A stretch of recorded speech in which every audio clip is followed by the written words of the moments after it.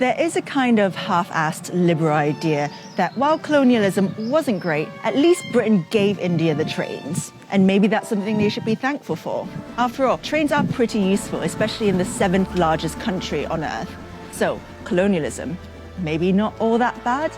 Unfortunately, Britain also stole $45 trillion from India, all the while exploiting religious divisions between the Hindu and Muslim communities and further turning them against each other.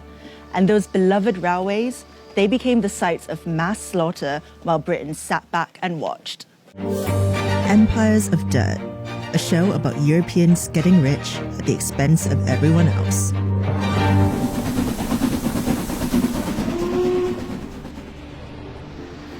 Britain first got involved in India through the East India Company, which had its headquarters right here on Leadenhall Street. A private company owned by London stockholders, the East India Company grew over the next 300 years to become a quasi-governmental body with its own army and laws responsible for trading spices, cotton, silk and tea all over the world. By 1858, ownership of the East India Company had been transferred to Queen Victoria after the failed Indian Rebellion. Trains were the brainchild of British engineers. The East India Company would use railways to transport exploited resources like cotton and coal more efficiently around India. And it worked. Between 1853 and 1924, a railway network was created to help Britain extract from India relentlessly. And it's not like we gave India the railways either, by the way. We made India pay for them, and we ripped them off in the process. Despite Indian mechanics having their own efficient, cheap designs, Britain made India buy trains from them. Between 1854 and 1947, over 14,000 locomotives were imported from the UK to India. Initially, Indians weren't even allowed to work on the trains. They were staffed entirely by white people, from the board directors to the ticket collectors. The railways made little profit, but British shareholders who invested in its construction made vast returns, guaranteed at the expense of Indian taxpayers who had to pay for it. India's railways were basically like someone burgling your house, building a ramp to wheel all your stuff out, sending you a bill for that ramp, and expecting a round of applause at the end of it. Now that the railways were built, Britain could get down to the task at hand, squeezing India for every last ounce of profit. They were really good at it. In the 1600s, when the East India Company was established, Britain accounted for less than 2% of the world's GDP, while India accounted for almost a quarter of it. By the 18th century, Britain had become one of the most powerful empires in the world, while the prosperity of the Mughal Empire was fading fast.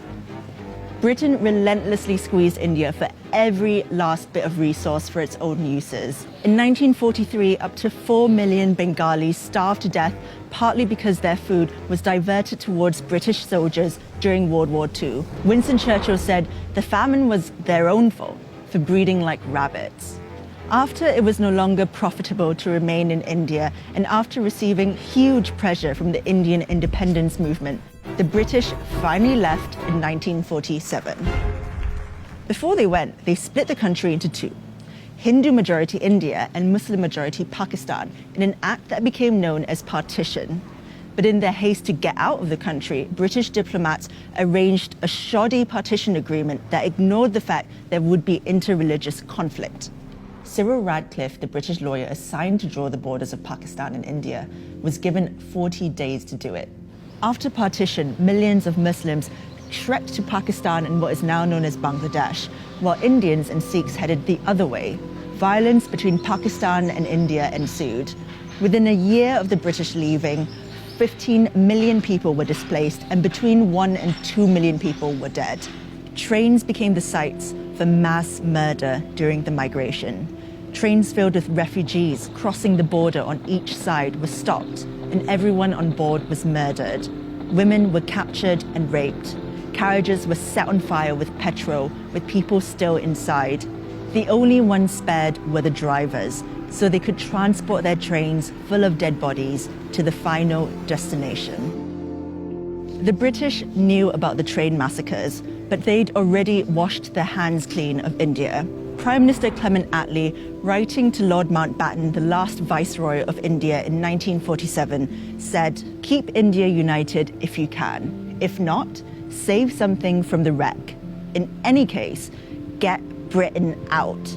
Despite all this, the 4 million starved to death, the careless partition, the $45 trillion they stole from the Indian people, many don't think that the British did anything wrong in India. A YouGov poll in 2014 found that 59% of respondents thought the British Empire was something to be proud of, and only 19% were ashamed of its misdeeds.